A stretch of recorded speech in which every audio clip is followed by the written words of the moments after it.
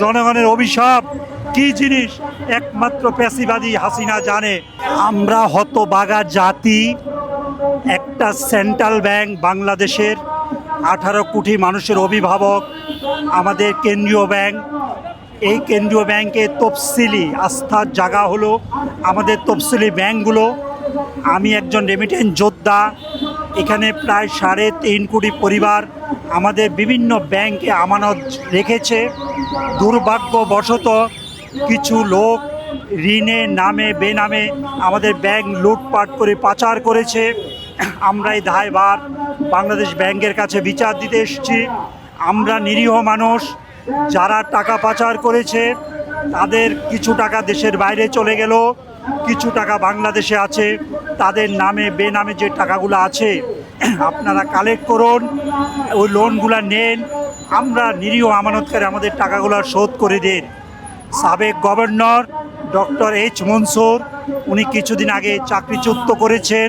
আমি ধন্যবাদ দিচ্ছি মাননীয় প্রধানমন্ত্রী জনাব তারেক রহমানকে, এরকম একটা কুখ্যাত লোককে এই পদ থেকে সরিয়ে দেওয়ার জন্য। উনি একটা আইন করেছে 2024-25 সালে আমরা যারা শরিয়া ভিত্তিক প্রফিট সেখান থেকে হেয়ার কাট নামে আমাদেরকে মূল প্রিন্সিপাল টাকা কেটে নেবে। আমরা এখানে পাঞ্জাবের জগতে একটি বিশ্বস্ত নাম শাবাব এথনিক ওয়্যার। 76 লক্ষ গ্রাহক এসেছি, যার প্রতিনিধি করতে এসেছি। আমরা হেয়ার কাট মানি না, আমরা হেয়ার কাট মানব না। বাংলাদেশ ব্যাংকের সামনে দাঁড়িয়ে আছি। গভর্নর মহোদয় উনি একজন বিজনেসম্যান, উনি অর্থনীতি বোঝেন। আমাদের এই ছোট্ট দাবিটুকু ওনার কাছে আকুল আবেদন, আমাদের এই ছোট্ট দাবিটুকু উনি মেনে নেন। আমি একজন অপারেশন রোগী, আমার পাশে একজন বাবা আছেন। অসংখ্য বাবারা তাদের সারা জীবনের আমানত এই তফসিলি ব্যাংকগুলোতে রেখেছেন মুনাফা ভিত্তিক কিছু প্রফিটের আশায়।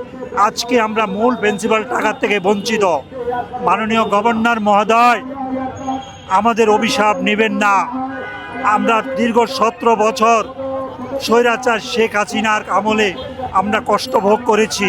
আমরা এখন একজন গার্ডিয়ান পেয়েছি, 18 কোটির অভিভাবক জনাব তারেক রহমান।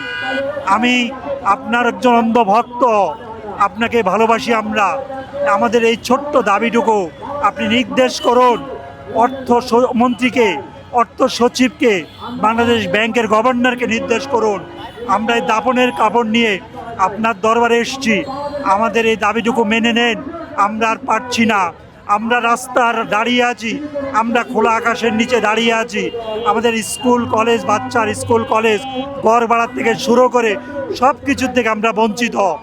আমরা যদি অভিশাপ দিয়ে থাকি, 18 কোটি মানুষ আল্লাহর আকাশ পর্যন্ত পৌঁছে যায়।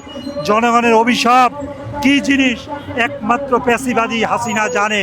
হাসিনা এই দেশ থেকে চলে গেল, তার ফাঁসির কাছে উঠছে। আমি চাই না অদূর ভবিষ্যতে কোনো সরকারের এরকম ভয়ানক বিপদ আসুক। এই সামান্যটুকু দাবি হেয়ার কাট, 2024-25 সালে হেয়ার কাট, এই হেয়ার কাটটুকু আমাদের মেনে নেন। না হলে অদূর ভবিষ্যতে আমরা কঠোর আন্দোলন দিতে বাধ্য হব। আমরা হেয়ার কাট মানি না, আমরা হেয়ার কাট মানি না। আমাদেরকে বাঁচান মাননীয় অর্থমন্ত্রী, আমাদেরকে বাঁচান। আমাদের আর কোনো উপায় নাই, আমরা এই দেশের নাগরিক।